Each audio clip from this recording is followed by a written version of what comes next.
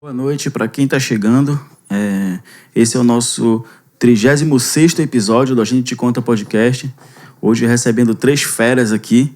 E começar agradecendo a todo mundo que votou na gente lá no Mr. Benevides 2023. A gente está participando em 3 categorias. Ganhamos em 3 categorias para concorrer, né? Claro.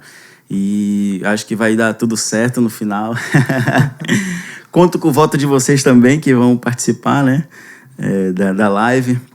Agradecer também a todos os patrocinadores que nós temos: Dite Açaí, H2A Telecom, nosso vereador Dr. Gustavo, Delícias da G, a Sossô Beauty Lab, minha esposa, né, Maicon? Tem que ter, né? Tem que dar moral, né, pai? E valeu, Adriano que participou com a gente do nosso último bate-papo, que foi muito interessante também, sobre os projetos sociais deles aí. E hoje falando sobre o Setembro Amarelo, um tema super importante, um tema que está em alta também, né? Sim. Há alguns anos aí. Salomão, se apresente lá para a galera aqui de Benevides. Opa! Boa noite a todos os nossos telespectadores.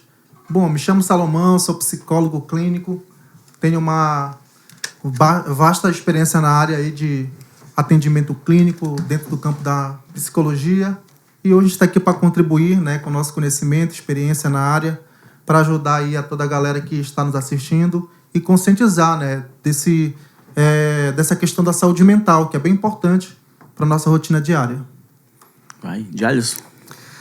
Bom, eu sou Jalisson Ganzer, bacharel em Educação Física, mas hoje eu estou aqui como incentivador da vida para bater um papo sobre esse tema que é bem polêmico, um pouco, né? Mas acho que a gente vai estar somando muito e trazendo muitas soluções aí pra galera. Michael? Opa. Boa noite a todos, sou Michael Assunção. Prazer em estar aqui novamente, né? Não estava no script, mas acredito que tudo acontece pela vontade de Deus. Sempre, né? Creio que eu estou aqui por isto. Sou teólogo, sou escritor, também sou professor e também trabalho um pouco dentro dessa área da saúde mental e principalmente no Setembro Amarelo, que é uma oportunidade única para se falar de temas relacionados a essa questão. E estou aqui para contribuir com o caro colega Salomão, o Jalisson também, e nosso mediador aqui, um dos melhores apresentadores de Benevides. A gente já está dá o like buscando o título. buscando o título. E a gente vai dar essa força pro nosso colega e vamos ver ele brilhar cada vez mais aí. Hoje a gente vai estar fazendo de uma maneira diferente, né? Hoje o tema, como o tema é um tema delicado de se tratar, né? E eu vou deixar os convidados cada vez mais à vontade para falar sobre tudo. Mas eu queria primeiro começar sobre as doenças temporais, né? Ansiedade, depressão, que afetam milhares e milhares de brasileiros por aí. Podem começar a pincelar sobre isso aí. Então, vamos lá falar um pouco sobre saúde mental. Falar de saúde mental é falar de amor próprio, né? O amor próprio nos leva a ter essa reflexão, um olhar de dentro para fora e enxergar aquilo que realmente importa para o ser humano. A saúde mental faz esse equilíbrio e nos ajuda a manter na nossa rotina diária. Então, eu vou falar aqui um pouco do que eu trabalho, né? Eu trabalho com a psicologia clínica e pela experiência que eu já tive durante essa jornada, pelos meus casos que eu venho recebendo, principalmente com relação à ansiedade. A ansiedade tem crescido muito. A gente vê aí as estatísticas, até mesmo nos noticiários, nas pesquisas, quando você vai fazer as pesquisas recentes, você vai ver que a ansiedade ela está em alta, ansiedade, depressão. E se nós formos falar sobre o que é a ansiedade nada mais é que um medo excessivo, que atinge as pessoas, que paralisa as pessoas, que não deixa a pessoa sair de casa, não deixa a pessoa trabalhar. A gente sabe que o medo é um sentimento natural do ser humano. O medo nos prepara para a luta e fuga. Mas a pergunta é, quando o medo não é normal? Para me falar sobre esse assunto de uma forma mais ampla, vou ter que falar um pouco sobre o que é programação, né? Eu sempre uso na clínica, nos meus atendimentos, a programação. O que seria uma programação? Bem, durante a nossa infância, nós somos programados a responder a algo. E na infância, ali nos 2, 3, 4, 5 anos de idade, nós somos preenchidos de muitas informações. E se você for prestar atenção, o que causa a ansiedade? São vários fatores. Fatores familiares, fatores ambientais, psicológicos. E esses fatores acabam desencadeando essa ansiedade, essa depressão, pelas experiências vividas ainda na infância. Muitas vezes o abuso, a violência, ou até mesmo presenciar uma discussão, uma briga, um assalto. E tudo isso vai se armazenando na mente, no cérebro, que lá na frente vai se manifestar em sintoma de medo excessivo, de pensamento negativo, um comportamento mais isolado, um comportamento mais deprimido, um comportamento que já sinaliza ali, e aqui é importante a gente notar, ter essa empatia de perceber quando as coisas não estão bem. A gente sabe que a gente vive em um momento onde as pessoas já não têm muito essa sensibilidade pela correria do dia, o trabalho, tem que cuidar da casa, da família, cuidar do esposo, cuidar da esposa, e muitas vezes passa desapercebido. Então, quando não é normal o medo, é quando o medo ele te paralisa, quando não deixa você trabalhar, quando não deixa você sair de casa. E muitas vezes esse medo está relacionado a um trauma, a uma experiência negativa que muitas vezes esse adulto experienciou ainda na infância, que hoje está se manifestando. Só ressaltando aqui que uma experiência na infância, ela não irá se manifestar naquele momento. Leva tempo. A experiência fica guardada ali naquela mente, naquele cérebro daquela criança, e lá com os 18, 20, 24 anos vai se manifestar.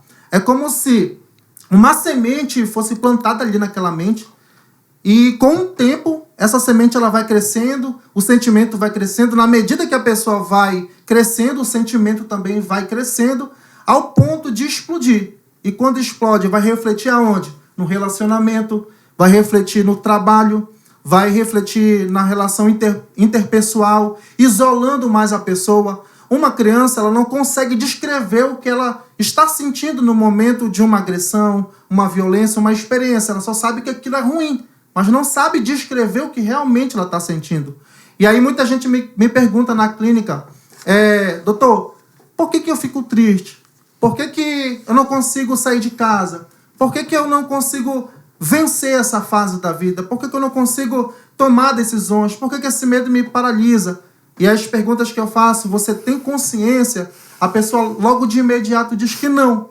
E é verdade, ela não tem consciência. Ela só vai ter consciência quando o terapeuta vai dar esse insight na terapia, fazer ela falar do problema. Quando ela fala da experiência, do problema que está ali afligindo, ela passa a ter esse insight. O que é esse insight? É a ideia daquilo que ela viveu, que até então estava perdido ali naquela mente, naquela história de vida. Então, quando a pessoa ela tem essa consciência, é o momento que ela passa a perceber os seus sentimentos, as suas emoções de uma forma mais ampla e, sendo assim, buscando meios para lidar com os desafios da vida. Perfeito. Muito bom. Cara, como combater a ansiedade? Vai, Jalisson. Bom, falando nesse contexto de ansiedade, ele falou um pouco de criança, né? Dessa parte do jovem, digamos, né? Que é muito excesso de futuro. Eu acho que é o que pesa mais, né? Exato. Porque hoje é muito assim, né? A pessoa observando, olhando assim, de quem tá no game, né? De quem tá vencendo a vida, é físico, é alma. Pra Que a aceleração de informações das redes sociais, é ser bonito, é ter shape, é tanta coisa. Então, muitas vezes, eu acho que causa aquela aceleração de pensamentos, né? De muita coisa, e a pessoa fica querendo logo aquilo, e o excesso de futuro, às vezes, acaba causando ansiedade. E até mesmo de se cobrar, né? De se cobrar foi uma das coisas que eu percebi muito. Uma das chaves simples, assim, que eu percebi foi de não se cobrar. Só o fato de parar de se cobrar, eu já percebi que isso cessa muito a ansiedade nesse contexto. E uma curiosidade que eu percebi também foi que acontece muito mais nos países mais ricos do que nos mais pobres. Que, no meu ponto de vista, é uma ausência de propósito muito grande, né? Porque muitas vezes o cara deposita as expectativas deles em bens materiais, em dinheiro, aí o cara fala assim, sei lá, eu quero uma mansão. Aí vai lá e consegue a mansão. Eu quero um jato, vai lá e consegue o jato. E ali ele finalizou porque não tinha um propósito muito mais à frente, né? E uma das armas mais poderosas que eu percebi que combate tanto ansiedade quanto depressão foi a rotina espiritual, que é o hábito de tu falar com Deus todos os dias ou muitas vezes até falar com Deus em horários estratégicos. E dentro da espiritualidade tem muitas armas e chaves que tu usa, como por exemplo o poder da palavra, que muita gente usa até o seu não favor, né? Pessoa que reclama, pessoa que faz decretos na vida dela ali de falar que as coisas estão ruins, que o dia tá horrível, e aí o dia fica pior ainda, fica mais horrível ainda, porque ela decretou ali, e até pais, né, muitas vezes cometem esse erro sem saber de falar para os filhos, quando eles poderiam estar usando aquilo a seu favor e não a seu não favor, né, de chegar e falar, hoje o dia vai ser bom, hoje não vai ter nada, hoje vai ser maravilhoso. E aí só fica esperando aquilo que realmente vai ser sensacional, de usar o poder das palavras. Poder da palavra, na verdade. Essa é uma das chaves que eu costumo usar, né? Não só para ansiedade, mas para muitas outras coisas na vida. E Michael, ele falou de propósito, né, cara? O propósito, ele combate a ansiedade, cara? Um propósito de verdade, né? Primeiramente, quem tem propósito é feliz, né? Quem vive dentro do seu propósito, né? Quero fazer esse ponto aqui, mas antes, só fechando aqui o que o Salomão falou, a vida adulta é a reverberação da infância. Exatamente. Então, o que acontece lá vai refletir de uma forma positiva ou negativa aqui na vida adulta. É o programa, né? Então, bem, é uma questão bem complexa, né? Por isso, hoje, a questão da psicologia, psiquiatria... Inclusive, o Dr. Augusto Cury, ele diz que entre duas pessoas, uma delas vai ter algum problema psicológico. E, de fato, hoje, a vida ela está sendo muito sofrida nesse sentido, né? E, falando aqui de propósito, né? É a questão desse meu novo livro, que ainda não foi lançado, né? Mas está aí caminhando, que eu falo sobre o amor, o tempo e a morte. Em busca do sentido da vida. Falando aqui da questão do propósito, né? O propósito, na verdade, ele é limitado, né? A questão que o exemplo que o Jalisson deu aqui. O cara tem um propósito de comprar um iate. Ele compra o iate, acabou a vida dele. O propósito foi realizado. Então, a gente tem que estar em busca de algo a mais, além do propósito, né? A gente precisa estar em busca de um sentido, né? Um sentido do porquê que eu estou aqui. E eu acredito que essa é a busca de todo ser humano, né? E quando a gente pensa aqui no Setembro Amarelo, já trazendo um pouco dessa temática para cá, é justamente essa questão. O ser humano, ele chega a um ponto da vida que ele não sabe mais lidar com a própria existência, porque ele não vê mais na sua existência sentido. Então, é nesse sentido que a gente precisa trabalhar essa conscientização que o Salomão falou, né? E eu acredito que as terapias servem para isso, né?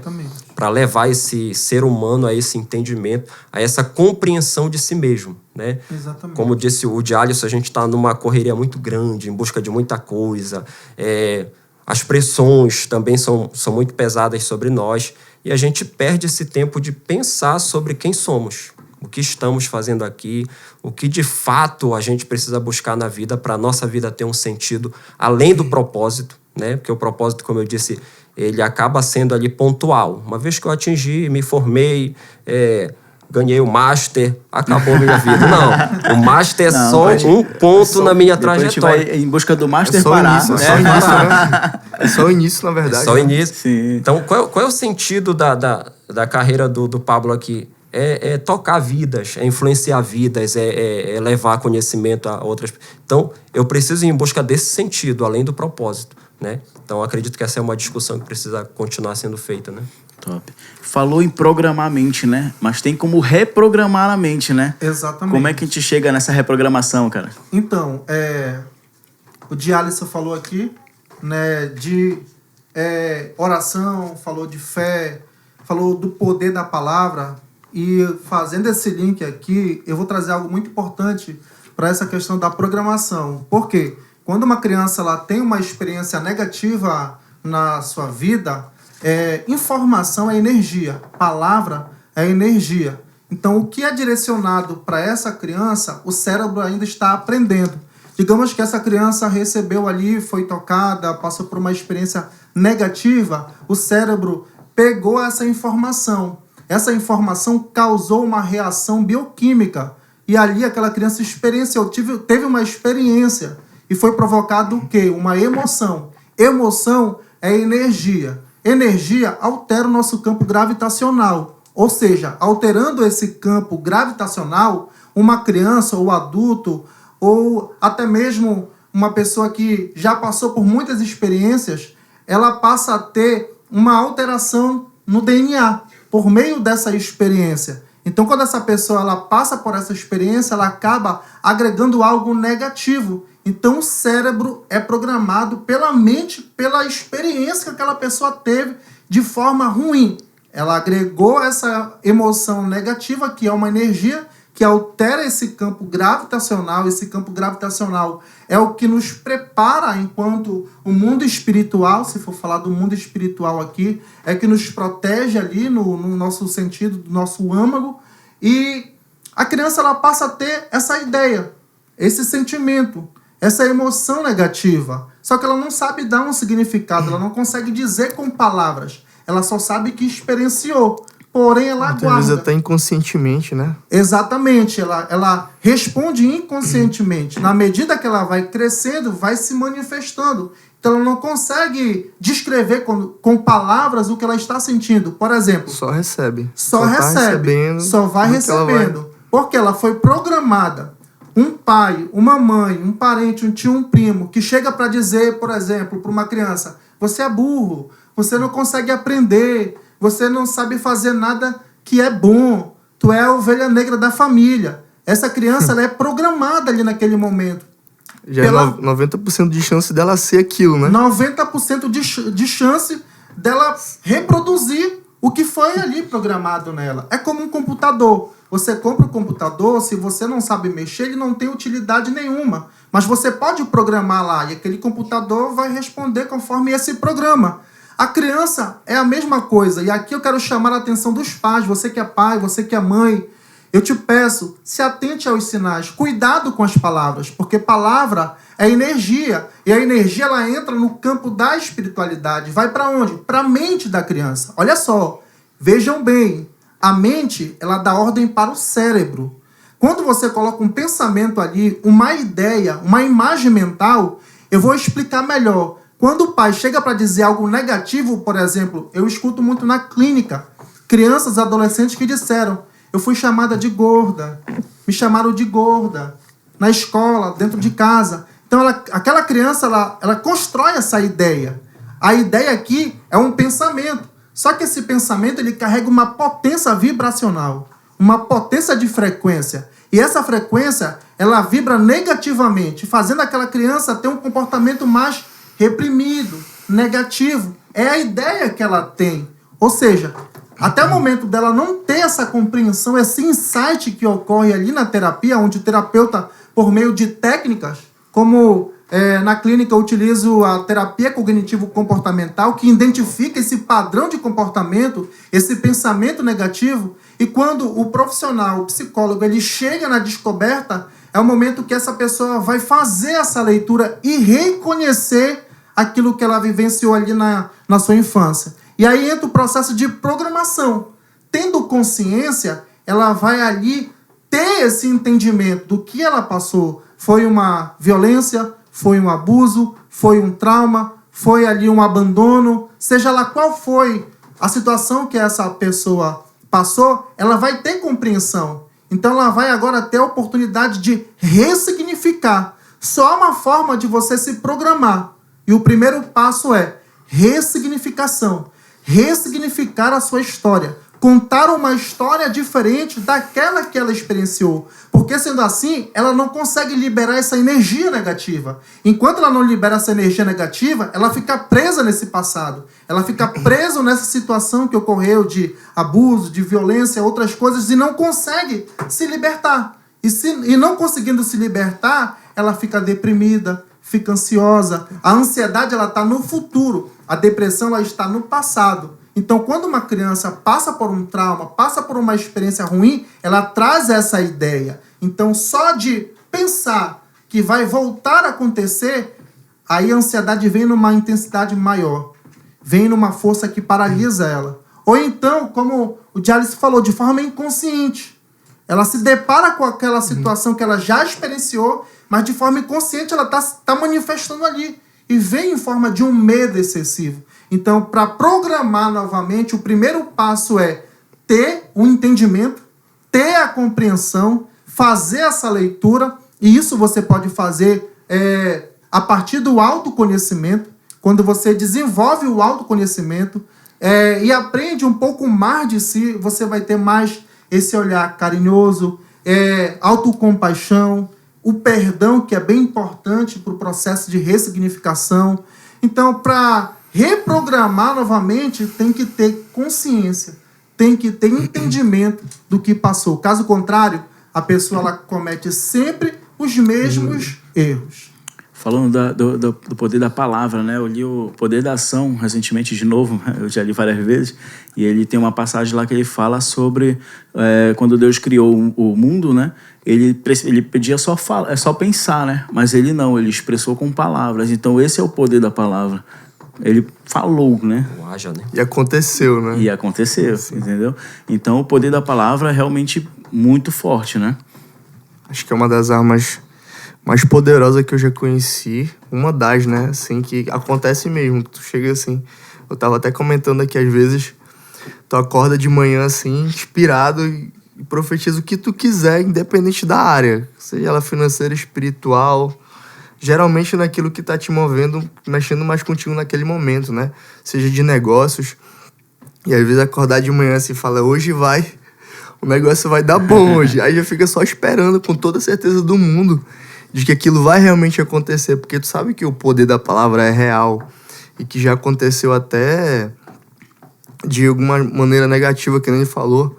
Quando eu entendi o poder da palavra, eu até lembrei de coisas que meu pai ou que pessoas da minha família tinham falado pra mim e que aconteceu exatamente do jeito que ele falou. Tipo assim, daqui a pouco tu tá nisso e isso. No intervalo de curto assim, eu tá naquilo ali. Entendeu? Então eu entendi a influência grande que tem. Mais uma pergunta pro doutor aqui.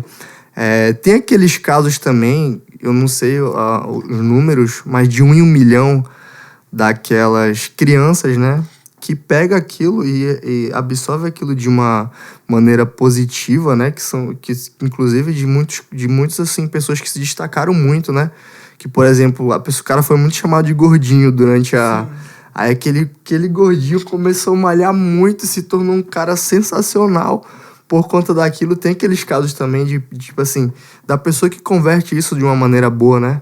Sim, ela consegue converter quando ela consegue ter, por exemplo, esse insight de quem ela é. Tudo que vem de fora, Diálice, é uma sugestão. O que vem do meu pai, o que vem da minha mãe, o que vem de fora é uma sugestão. E aí, como tu não tem destino ainda? Quando a pessoa não tem um direcionamento, um propósito, como já foi dito aqui, ela aceita aquela sugestão. E aceitando, vira um programa mental. Principalmente se for do pai, né? Principalmente. É o pai dela que tá falando, e né? tem aí uma força maior. Quando vem desses personagens ali que poderia acolher, cuidar. Porque se você for estudar o conceito de família, é isso. Amor, acolhimento, compreensão, empatia. A criança ela quer se sentir protegida. Então ela vai olhar para o pai, vai olhar para a mãe e vai buscar esse refúgio. E quando vem desses personagens principais, aí é mais fácil de se aceitar. Então aquela criança ela é programada e dali em diante ela vai cometendo os mesmos erros. É interessante ressaltar algo aqui. Ultimamente eu comecei a trabalhar também com dependência emocional. E na clínica eu descobri que as pessoas que hoje são dependentes emocionalmente falando, elas trouxeram esse padrão de comportamento mais dependente dos pais, de dentro da casa, por ver a mãe em discussão, o pai agredindo a mãe, ou a mãe agredindo o pai, aquela família mais conflituosa. Então, ao observar, conviver com esse ambiente mais tóxico, aquela criança ou aquele adolescente também foi programado por essa informação. E olha que interessante aqui falar sobre isso, porque quando é armazenado, é desenvolvida ali uma vulnerabilidade.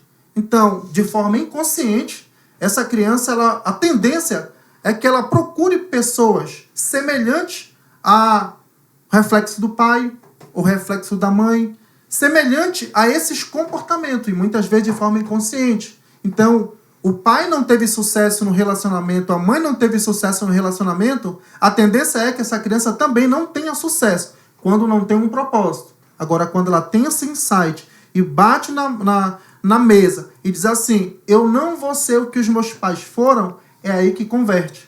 É aí que a programação... Que deve muda. ser uma porcentagem bem pequena, né? Bem Porque pequena. a maioria deve seguir o caminho dos pais, né? Maicon, pode dar teu ponto de vista também sobre isso aí, cara? Até porque toda essa questão é bem complexa, né? E a probabilidade de 1 em 1 milhão, que assusta a gente, porque não é uma coisa fácil de se reverter. A Bíblia vai dizer que assim como tua alma imagina, assim tu será. Então essa questão, tudo começa na mente, né? Só que como foi dito aqui, tudo que vem de fora é uma sugestão. Então a importância de todo esse contexto inicial da criança, ter uma família estruturada, ter uma boa educação, ter pessoas que somam na sua vida de forma positiva, né? Faz toda a diferença. O contrário também faz toda a diferença, só que para um resultado negativo. Então, essa questão, infelizmente, ela é hoje desconsiderada, e até mesmo por essa correria da vida, porque se o Salomão trabalhar 7 dias direto com uma criança, ou com um adolescente, ou com um adulto, numa terapia ali intensiva, a tendência é essa pessoa ter uma mudança radical. Agora, vamos imaginar essa mesma pessoa diante das redes sociais, recebendo mensagens negativas, depreciativas, né, que levem ela para um caminho diferente daquele que, quem sabe, ela foi até instigada a trilhar. O resultado não vai ser outro, né? E quando a gente olha os números no Brasil, tanto em relação à ansiedade quanto à própria depressão, a gente percebe que tudo isso é uma construção que está aí, né? Então, o alerta que o Salomão fez aqui para os pais, ele é importantíssimo, porque tudo começa lá.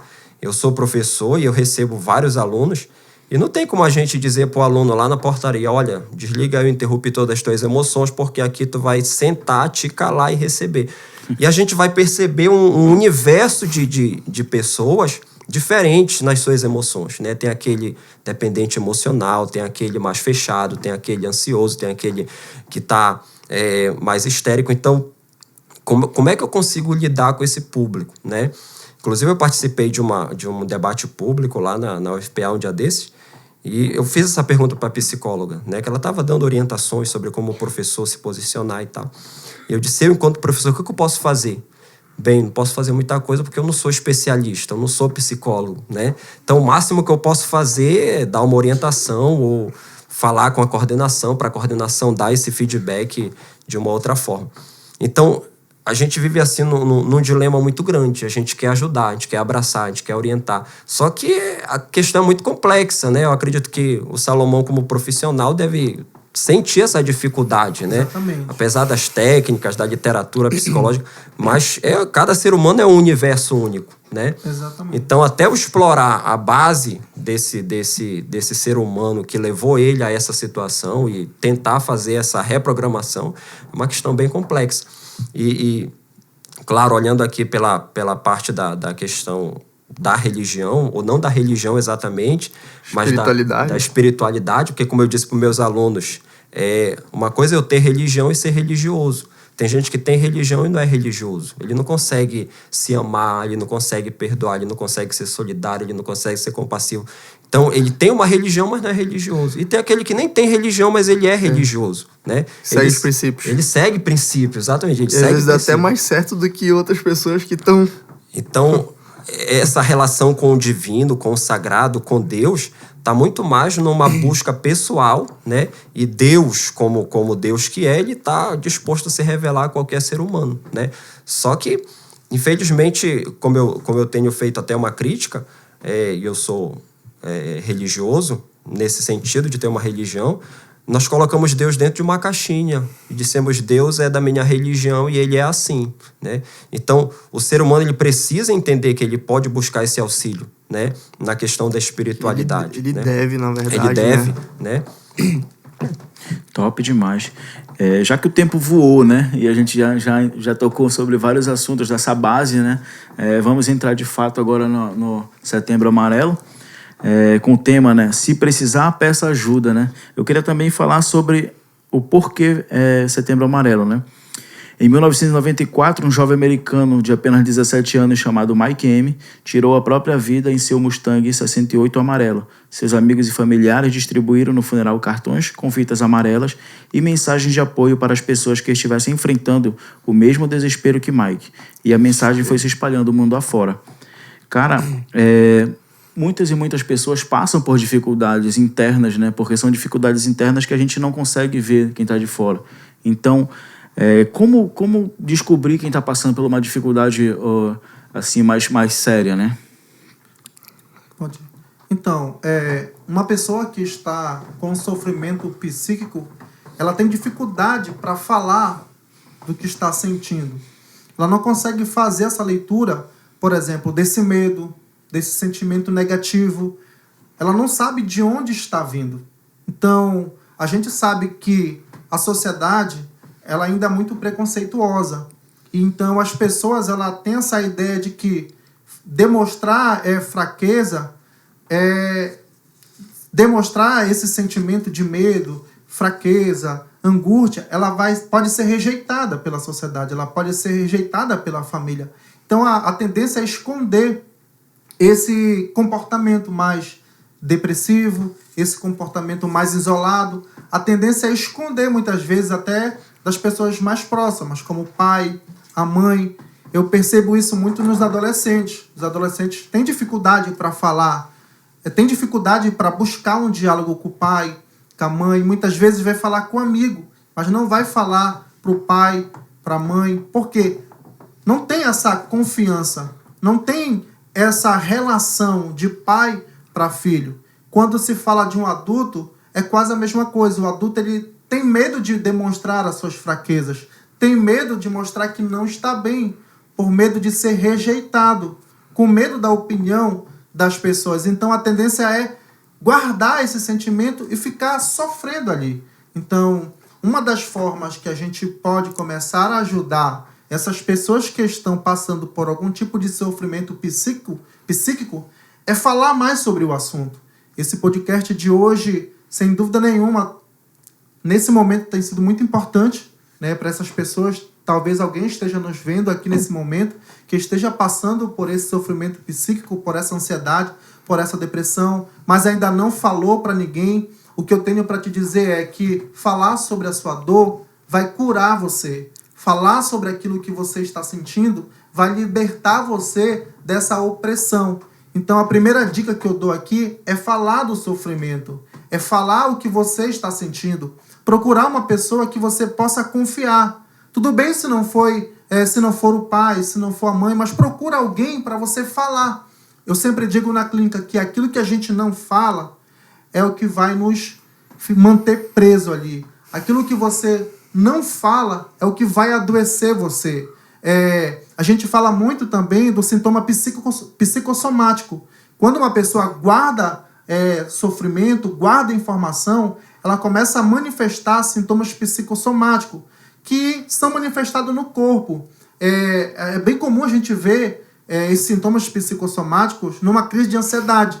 Quando uma pessoa tem uma crise de ansiedade por uma gama de pensamentos negativos, ela começa a ter algumas reações no corpo, como alergia, sudorese, taquicardia, dor de cabeça, tensão muscular, falta de ar, dor no estômago. Essa manifestação, ela tem a ver com esse excesso de informação que está ali na mente daquela pessoa, porque ela não procurou alguém para falar. Então, falar daquilo que está doendo é o primeiro passo. Segundo, buscar ajuda, buscar um profissional que vai te direcionar, vai fazer você ter consciência desse sofrimento. Esse profissional, ele vai investigar esse sofrimento, essa problemática, para você ter entendimento e compreensão, para a partir daí buscar meios para lidar com esses desafios. Beleza. Cara, tem um ditado antigo, né, que fala que a mente vazia é a oficina do diabo, né? Jalisson, cara, ocupar a mente, mano, ajuda muito nessa parte? Cara, pelo menos pra mim, eu acho que ajuda muito.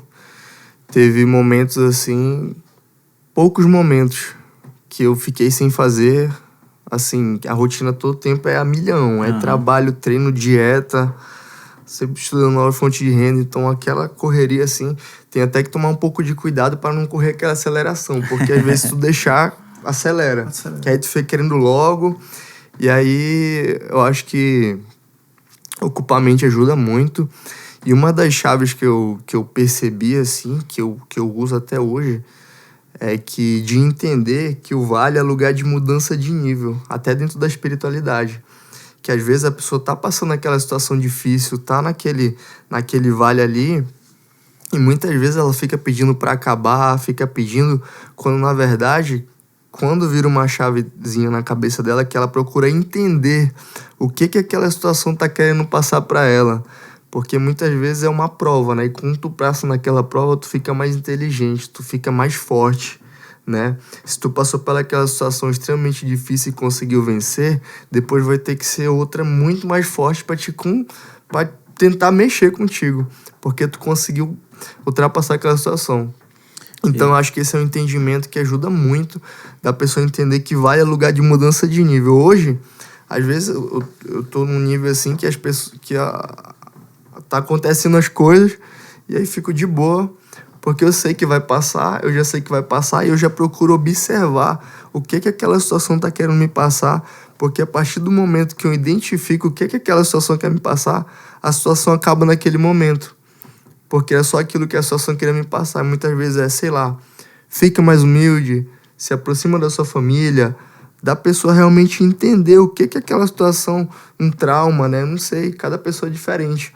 Da pessoa entender aquela ferida ali e falar, isso aqui beleza, então bora, vai bem em cima, né? Me aproximar do meu filho, não sei, né? Então, acho que entender que vale mudança de nível é algo que vai ajudar muito a pessoa a receber essa situação de uma maneira diferente. Falar assim, pô, eu vou ficar melhor aqui quando eu passar essa fase aqui. Aí passa e fica melhor e, cara, se tornando cada vez mais forte. É interessante que ele falou aqui, né? Eu ajudo os meus clientes na terapia a identificar essa dor, a identificar e aceitar. Porque relutar com ansiedade, depressão ou qualquer outro sofrimento psíquico é você ir contra aquela situação, é você não aceitar o que você passou, é como se você quisesse ignorar aquela manifestação. É importante ressaltar aqui que a depressão, a ansiedade, é uma mensagem para você reestruturar a sua mente, organizar essa bagunça mental, tirar aquele pensamento negativo, tirar aquele pensamento que está te colocando mais para baixo. É o tempo que você vai ter para reorganizar as coisas. Então, quando você aceita e não reluta mais, e aí eu ajudo os meus clientes para o segundo passo, que é aceitar e investigar. Investigar a origem. De onde veio aquela dor? De onde surgiu aquele comportamento?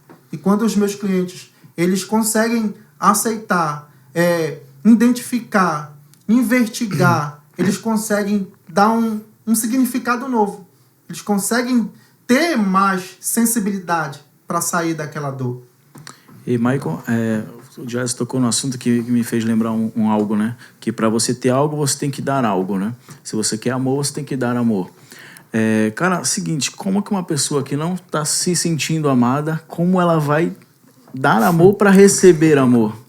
Inclusive, esses dias... Eu quero te pegar, Ficou pesado agora. Inclusive, esses dias eu trabalhei uma frase com meus alunos, que ela dizia o seguinte, se você precisa de um abraço, abrace. Abrace. Então, a gente está muito nessa espera do milagre, né? E não quer ser o milagre, né? Então, se eu abraço, automaticamente eu vou ser abraçado. Só que a gente está muito nessa defensiva da vida, né? Ninguém gosta de mim, ninguém me curte, ninguém tá nem aí para mim. E é aquela questão, pro ansioso tudo importa, né? Se alguém não falou com ele já fica ali triste. Se alguém falou, mas falou de forma negativa também, para ele já... Uma sensibilidade maior, né? E pro depressivo já nada importa. Tu pode falar, tu pode abraçar e tal. Ele quer se isolar, ele quer ficar, né? E nesse sentido, eu tenho uma frase agora para ti. No programa eu não trouxe a frase. Essa é a frase do programa. Sim, top. Né? Que ela diz que pedir ajuda não quer dizer que você fracassou. Significa que você não desistiu. Então, acredito que é essa questão que muitos seres humanos acabam deixando passar e acabam sofrendo sozinhos, né? Eu lembro de um episódio bíblico, quando Jesus aparece, ele andando sobre as águas, e aí Pedro, aquele impulsivo, né, entre os discípulos, disse, a tu mesmo mandei aí contigo, e Jesus disse, então vem, tu é corajoso, vem. E ele foi, só que num dado momento da caminhada dele, ele olhou para o vento, para a água e começou a afundar. Só que ele está afundando e não está ligado que ele está afundando. E ao invés dele pedir socorro para o mestre que está diante dele, né, ele vai afundando. Quando ele percebe que não tem para onde ele fugir, que ele vai afundar, é quando ele clama por Jesus, para que Jesus venha socorrê-lo.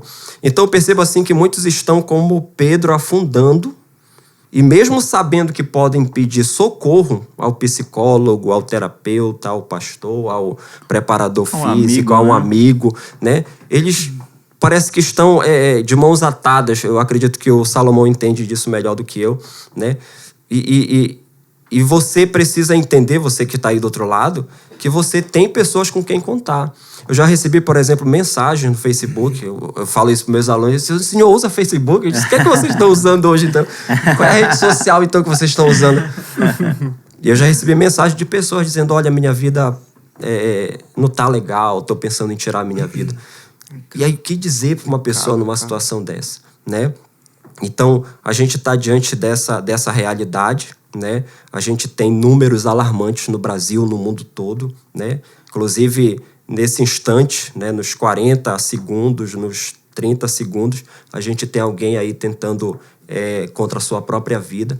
E eu acredito que esse programa, essa temática... Segundos, né? A cada 30 segundos uma pessoa morre. Né? Então é muito, né? E só durante esse programa aqui. E a questão, o que eu tô fazendo? Né? Cara, é assustador. Então é uma coisa que precisamos debater um pouquinho mais, né?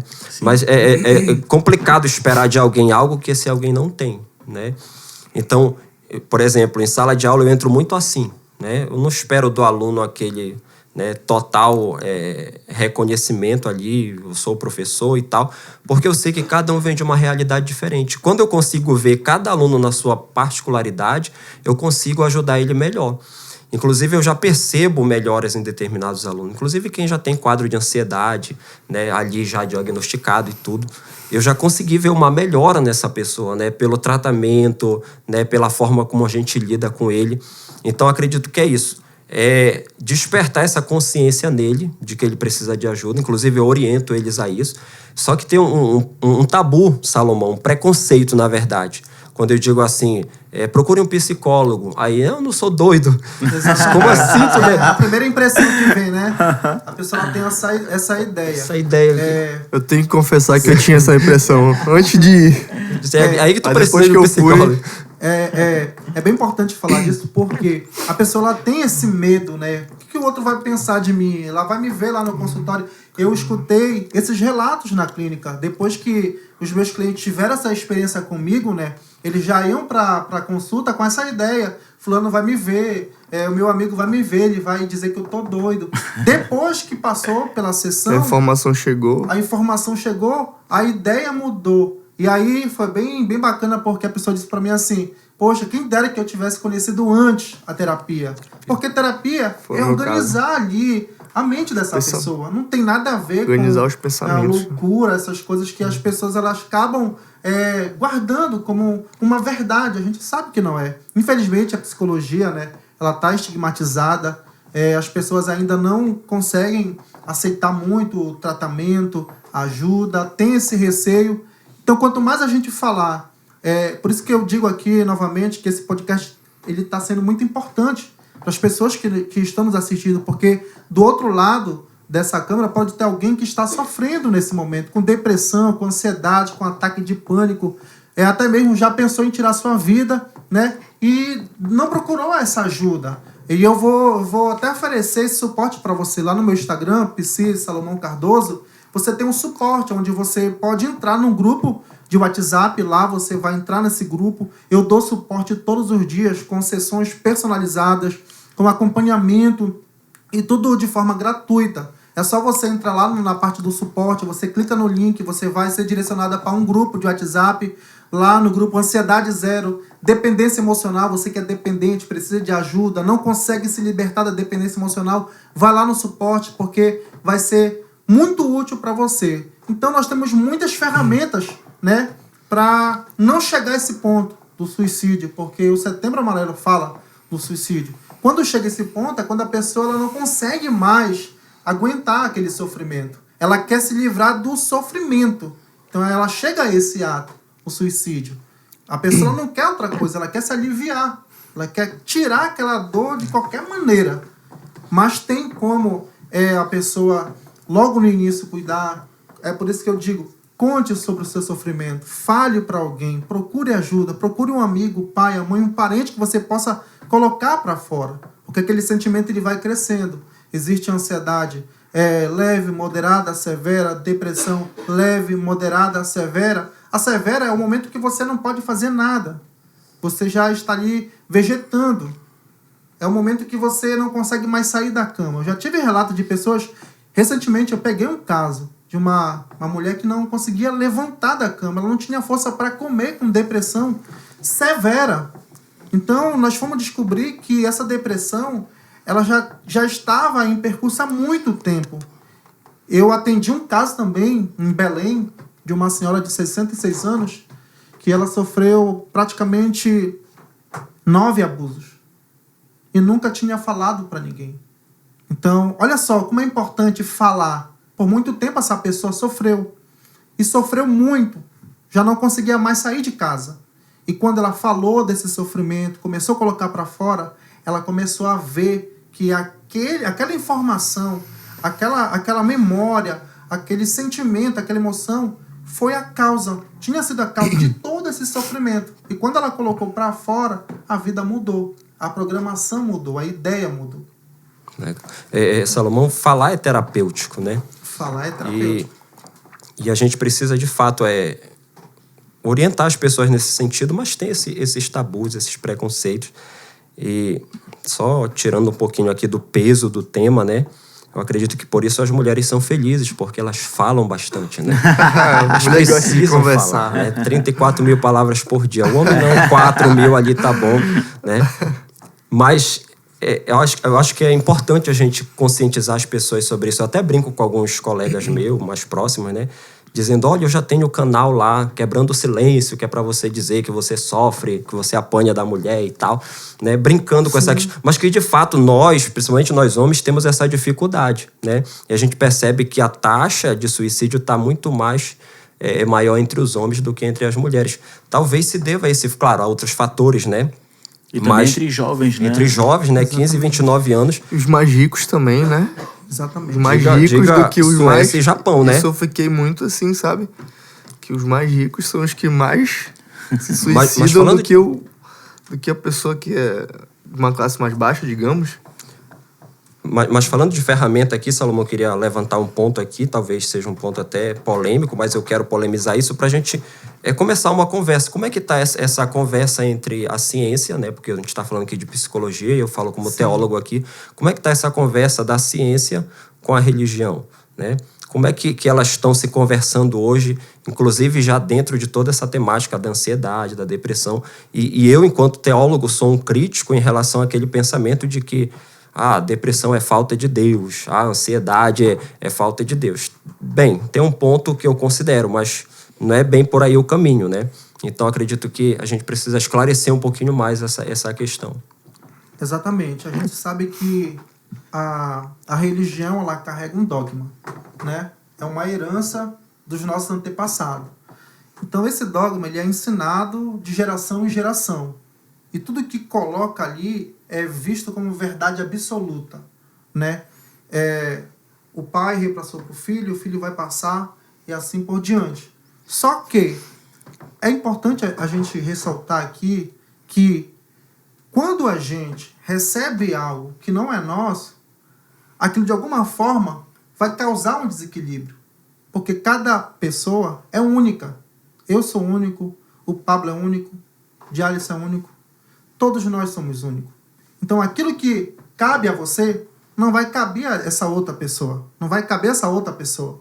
Então eu vejo que na comunidade, tanto na católica como evangélica e outras religiões, eu vejo que ainda estão presos somente no ponto de que se você buscar a Deus, de que se você orar, de que se você jejuar, de que você se envolver com as coisas de Deus, você vai ter uma vida plena, abundante. E é uma verdade.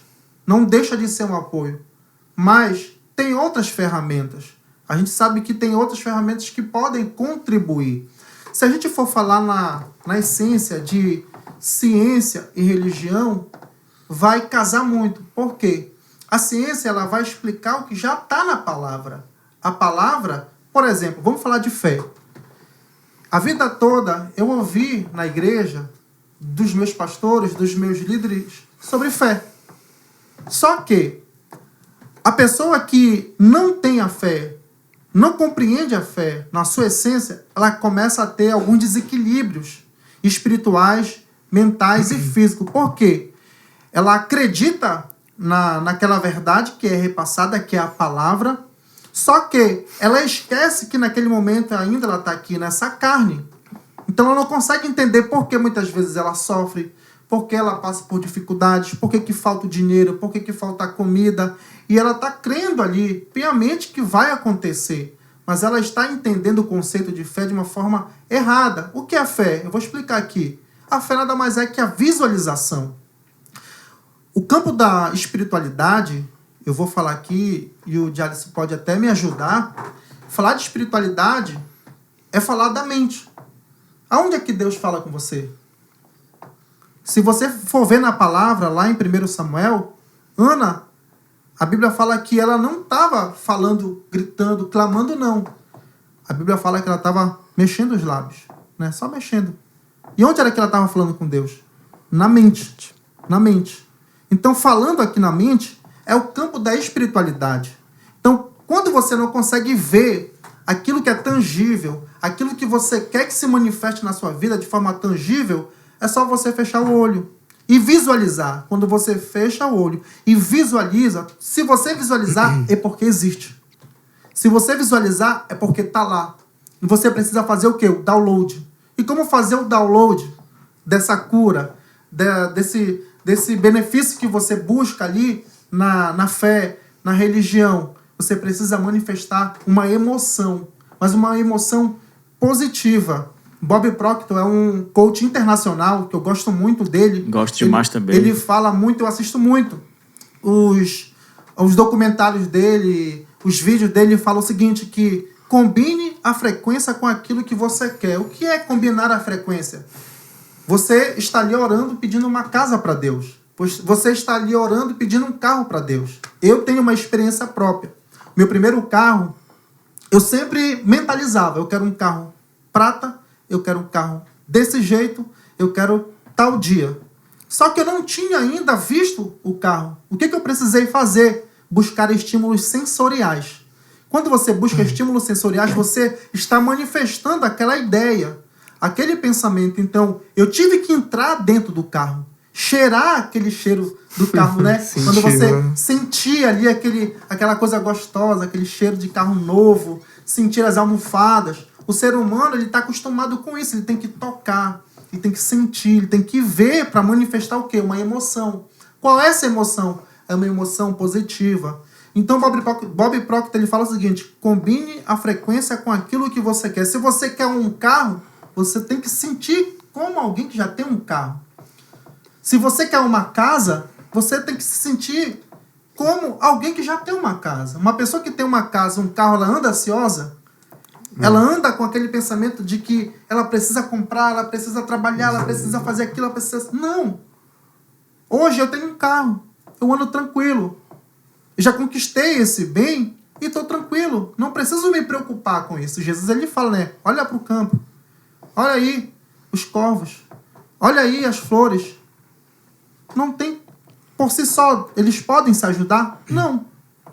Então, por que nós temos que se preocupar? Você tem que manifestar essa emoção. Então, o conceito de fé é você visualizar. Quando você visualiza, você está criando no campo espiritual, por meio da mente, uma vibração mais positiva. Ao nosso redor, se você for estudar física quântica, ao nosso redor existe um campo gravitacional. Quando você altera esse campo gravitacional, que é uma emoção mais forte, positiva, você passa o quê? A se conectar. Se você for estudar um pouco Einstein ele vai dizer que a gente é átomo. E o átomo é o quê? Energia. Então, se você manifesta, digamos que você está num culto, está adorando, está cantando, está orando, você está o quê? Exercitando essa frequência. Você está elevando essa frequência. E essa frequência é o quê? Uma energia positiva. Se a Bíblia fala que Deus é a fonte, o que eu preciso fazer para receber o que eu quero? Eu preciso elevar a minha frequência e me ligar onde? Na fonte. Que recebe o quê? Todo o poder. Top. Falou tudo. Então, pegando esse ponto aqui, porque na verdade o que eu quero provocar em ti é o seguinte: em 90% dos casos de suicídio, né, as doenças mentais estão presentes, né? E em 35% desses casos, a depressão estava lá. E a depressão é o tema que está mais em alta hoje, né? E como eu falei, ela é vista como essa ausência de Deus e tal, né? Então, como lidar com esse dilema? Porque esse religioso, querendo ou não, todo ser humano tem uma religião, né? Independente se ele se declara religioso ou não, ele tem uma religião. E como é que eu posso chegar a esse entendimento quebrando esses tabus e esses preconceitos, né? Porque até então, onde as pesquisas nos mostram, a depressão não é só uma questão de fator social, filosófico existencial ou mesmo espiritual, né? Temos também um fato de questão física mesmo, a ausência de certos neurotransmissores, a ausência de certas vitaminas. Inclusive se fala na depressão de inverno, né? Que, inclusive, eu debatia isso com os alunos, orientava eles sobre a ausência da vitamina D no organismo, né? Que ela ajuda ali com a questão do sistema nervoso. Aí o que acontece com a nossa geração hoje? Eles acordam 11, meio-dia, não pegam aquele sol de 8 às 10 da manhã, que em 80, 90%, né, da vitamina D depende do sol. Aí o Alisson não acorda cedo, não faz caminhada, não faz corrida, não faz isso. Então, a tendência é essa geração cada vez mais se tornar propensa a desenvolver a depressão, né? Tanto por esses fatores físicos, filosóficos, existenciais, ambientais, socioculturais, enfim. Como é que a gente consegue lidar com isso? Conversando aqui ciência, religião e a vida aí de um atleta, né, digamos assim. Bom, acho que uma das causas também é a procrastinação, né? A obesidade, pelo fato da pessoa não seguir uma alimentação. O que eu diria para a pessoa fazer uma dieta. E o que é uma dieta, no meu ponto de vista, desse campo aí?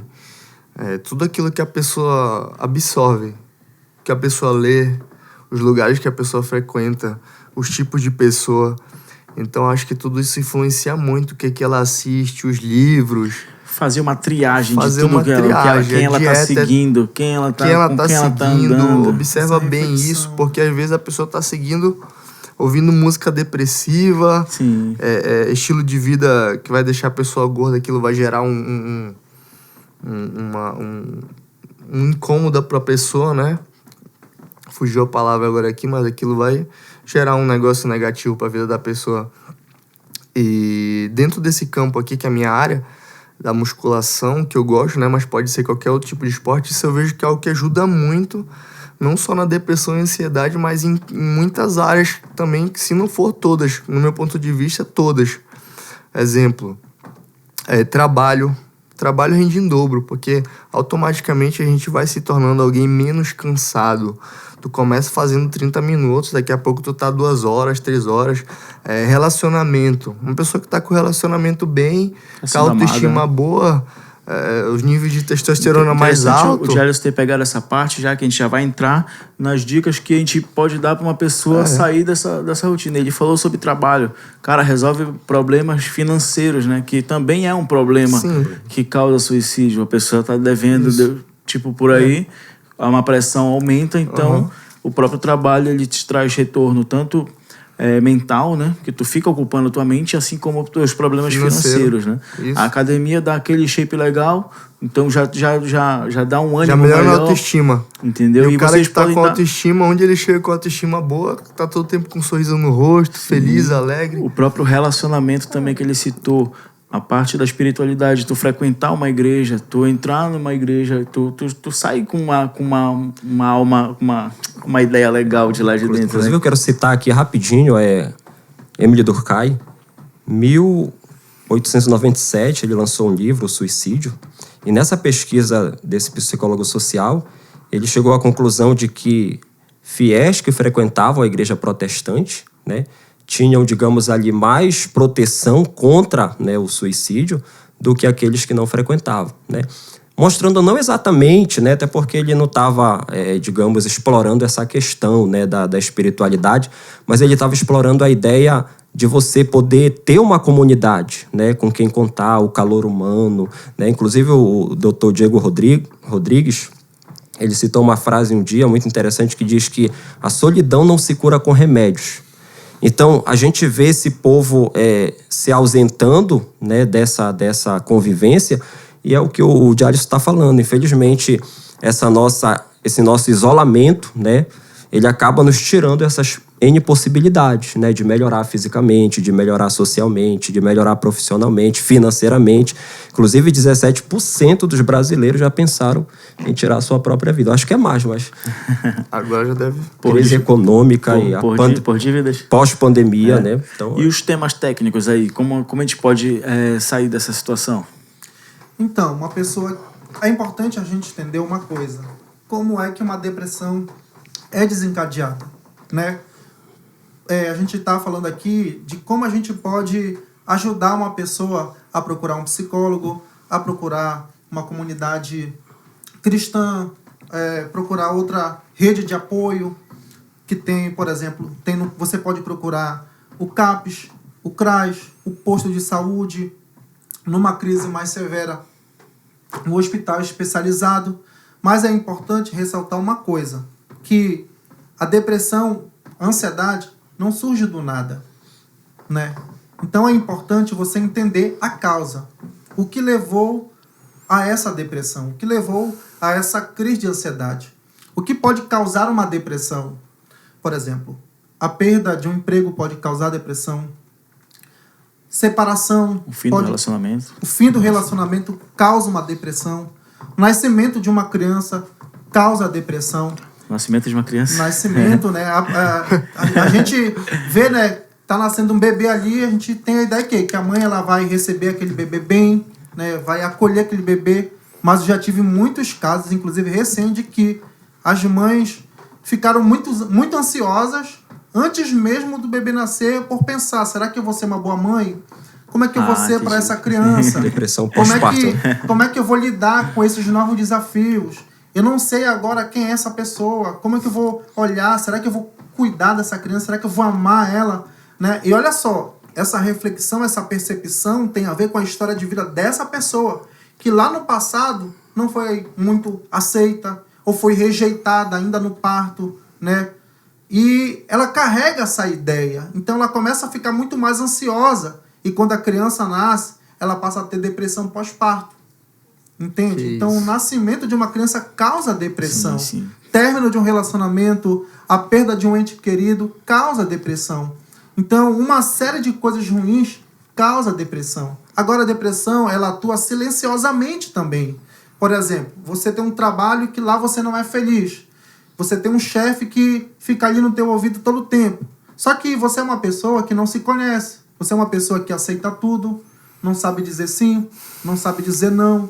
Você não conhece os seus valores. Então você deixa de existir para viver o propósito do outro. E isso é muito perigoso. Porque você vive o propósito do outro e deixa de existir. Então você aceita tudo, você aceita as sugestões. E aos poucos você é vencido pelo cansaço emocional. O cansaço emocional ele começa a manifestar de uma forma tão forte que começa a vir em sintomas também. Como o estresse, o aumento do estresse. Causa outras doenças como gastrite, né? Causa pressão arterial, doenças do coração. Então, olha só que um trabalho que você não gosta, que você não tem afinidade, pode te levar a ter depressão por esse esgotamento emocional. Uma relação que está ali já desgastada pode causar uma depressão. Então, a grande reflexão aqui é você ir analisando esses pontos que está paralisando você. Você já teve sinais dessa depressão, dessa ansiedade, porém, você não quer aceitar. Então, é importante ficar atento aos sinais. Os sinais da depressão. Quais são os sinais da depressão? É um comportamento mais isolado, é você não ter mais vontade de fazer aquilo que você fazia antes, de ir na academia, fazer aquela dança, de fazer aquela leitura, de ir na igreja. Eu já tive clientes que disseram: Salomão, antes eu cantava, eu ia para a igreja todos os dias, era na célula, era isso, era aquilo. Hoje eu não tenho vontade. E aí entra aquela questão da igreja, muitas vezes, até o próprio líder não aceitar. E olha só, preste bem atenção, cuidado quando você for ajudar uma pessoa que está com crise de ansiedade ou depressão. Cuidado com as palavras. Porque quando uma pessoa chega para você e diz assim: eu não consigo sair de casa, eu estou com medo, eu estou depressivo, e você vira para ela: cara, para com isso. Isso aí é frescura, é falta de Deus, bora orar, bora jejuar, ou então bora ali. É você dar um tapa na cara dessa pessoa. É como se você ignorasse aquele sofrimento naquele momento. A depressão, a ansiedade é uma mensagem para a pessoa, para mostrar para ela que alguma coisa não está bem ali na mente dela, que ela precisa parar, refletir, dar tempo para que ela possa se recompor, para que as coisas voltem ao normal. Então, quando você chega para ajudar alguém dessa forma, você não está ajudando, você está prejudicando. E aí eu vi os relatos das pessoas dizerem: o meu líder não me entendeu, o pastor não me entendeu, o meu pai não me entendeu, a minha mãe não me entendeu. Ela achou que isso é frescura. Então as pessoas já ficam com medo de falar por essa rejeição. Então é muito complicado. Tá, perfeito. Doutor, Cara, muito top. Eu acho que pegando um resumo aqui em poucas palavras, eu acho que o autoconhecimento, né, é ideal, né? Buscar ajuda também, desabafar, soltar mesmo o que está te prendendo também é ideal. Eu acho que foi um papo muito maneiro aqui, um papo muito profundo também, né? Exatamente. E eu acredito que acho que a gente vai chegar em alguém, a gente vai tocar em alguém, tenho certeza disso. E muito obrigado por vocês terem vindo. Eu sei que o tempo é curto, passa rápido, a gente falou bastante sobre várias coisas e eu acho que ficou bom no final, dá pra salvar alguém, né? Que a ideia era essa. Deixa eu apresentar aqui o livro do meu camarada, né? Acessando os 7 Códigos da Riqueza. Esse livro já tá sendo vendido? já gostei do tema, Na do verdade, tema. isso daí é de um amigo da mesma editora, né? Ah, Não tá, é de um meu, amigo teu, do meu Cláudio de amigo. Lima, né? Cláudio de Lima. Certo. Tu tem esse aqui, Sei né? que ainda tá em processo ainda de... Amor, Tempo e Morte. Que é justamente essa reflexão, né? Que a gente precisa fazer sobre o que eu tô fazendo aqui. Esse aqui é do Cláudio de Lima, né? Beleza. Ganhei aqui. Todo mundo ganhou o seu? Ganhamos. Doutor, deixa suas redes sociais aí, meu queridão. Você pode ir lá me seguir. Agora Então fica você até pode me meia-noite. seguir lá. Psi Salomão Cardoso, lá você vai ver muitos assuntos bacanas. Você vai ver como se livrar de uma crise de ansiedade. Você vai ver como vencer uma ansiedade. Muitas outras dicas. Lá você tem um suporte, você tem apoio, você tem alguém que vai lhe ouvir, vai lhe escutar que vai lhe dar atenção e, sobretudo, cuidar da tua saúde mental. É importante ressaltar uma coisa. Eu não quero que você se torne dependente de mim. Eu quero que você assuma o controle da sua vida e governe sobre essa terra. Beleza. Vou Pode trabalhar. finalizar. Tchau, gente. Obrigado por terem participado.